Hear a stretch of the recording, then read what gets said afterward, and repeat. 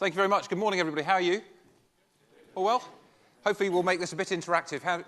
Who found their cards? Have you found your cards? OK, so I want to ask you just a couple of questions to get started, if I may. How many people... you can vote with whichever colour. I'm not quite sure how we're doing the two. I'm just starting with one thing. Whatever colour you like, just hold it up. So how many people have a smartphone? Yeah? Whoa, pretty much everybody. Thank you very much. OK, this is good. I like it with the cards. It's good.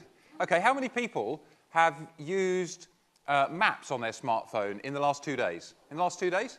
Pretty much everybody. 95% of people with smartphones are using them to navigate and find locations.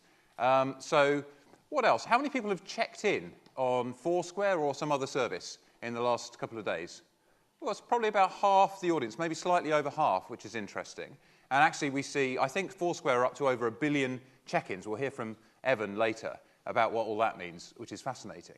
So I think, just those questions tell us something about why we're here today.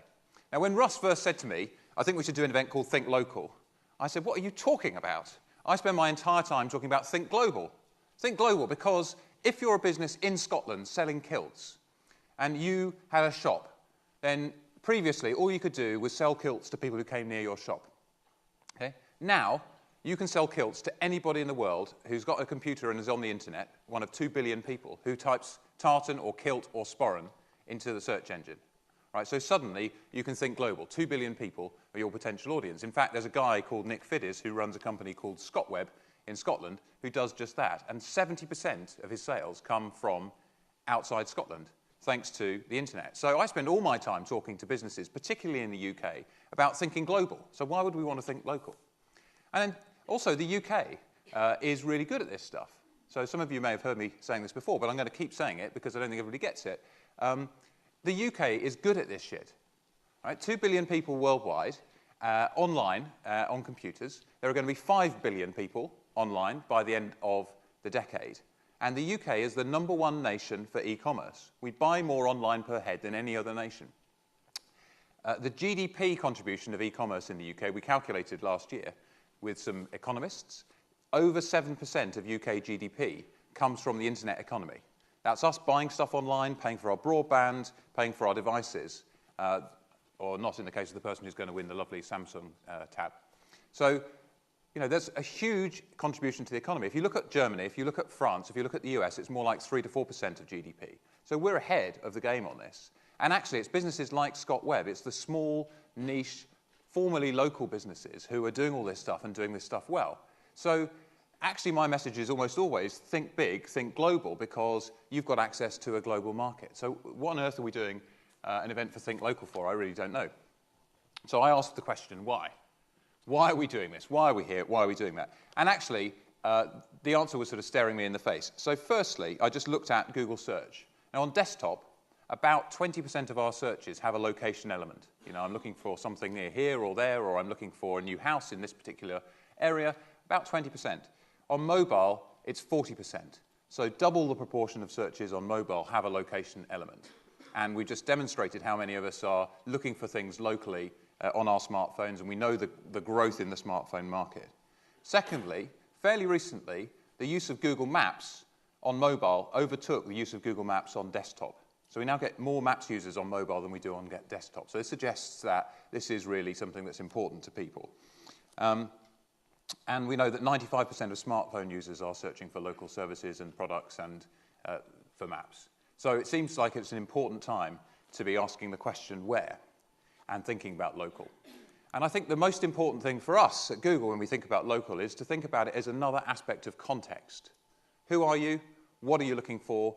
Where are you? And if you bring those things together, that sort of set of different data about context can allow you to be more relevant and more targeted and more engaging than previously, if you put those three things together. So where is something near me right now? I'm somebody who's been looking on the internet for a pair of shoes. I'm walking down the street and I'm alerted by my phone that I can buy them over there for this much off by the end of the day. That kind of thing creates real value for the merchant or the retailer, real value for the user in presenting them something that's sensitive to that context of who, where, and what. And I hope that some of these themes will come through as we look at the agenda for today. We've got some amazing speakers who will help us to see how they're wrestling with adding this local context to the other information that they've got, thinking about how they can drive more people to their stores, how they can win in a local environment where that context allows them to be more relevant and more engaging. Now, Rory Sutherland, who we've sometimes had at events like this and is a great thinker on the psychology of marketing, talks a lot about the importance of where in the context for targeting. And his example, which I'm going to just repeat in a less amusing way, is this. How many people, actually let's use the cards, raise your cards. How many people have got in their home a bottle of a drink which they've drunk on holiday but they've never drunk at home? Is it ouzo? Keep it up if it's ouzo. No? What have you got? Nobody will admit. All kinds of strange liqueurs. That's a good example of context, right? On holiday, in the sunshine, at the end of a long day, ouzo seems like a great drink to drink. Take it back home to rainy London, actually you never want to touch it, do you? So there's an example of context and why where is so relevant to our behaviour and has an impact on what we do and who we are when we move around the place. I think the other thing that we talk about with smartphones, and we'll see a lot of think on mobile today, is not just that it knows where you are, if you give it permission, but also that it brings the entire internet to you. So it can bring all of the information on the internet, all of the what, it can bring all of the people you're connected with to you, and it can bring all of the computing power of the internet to you at a point in time.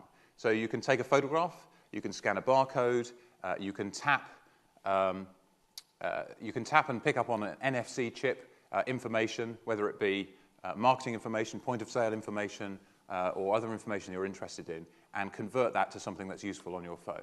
So I think that technology, that connection with all of the people, all of the information, and all of the power of the internet is something that also transforms our ability to make ourselves relevant and engaging on a local level.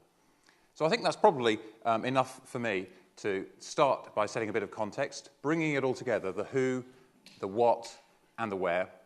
How do I drive people to my store? How do I make my service more relevant, more engaging, and more successful in a local context? We know that 70% of us are searching online to find stores. We know that 20% of us are buying in stores after conducting some kind of a local search, and that's why we're all here today. So I think Russ was right. It is the time for us to think local.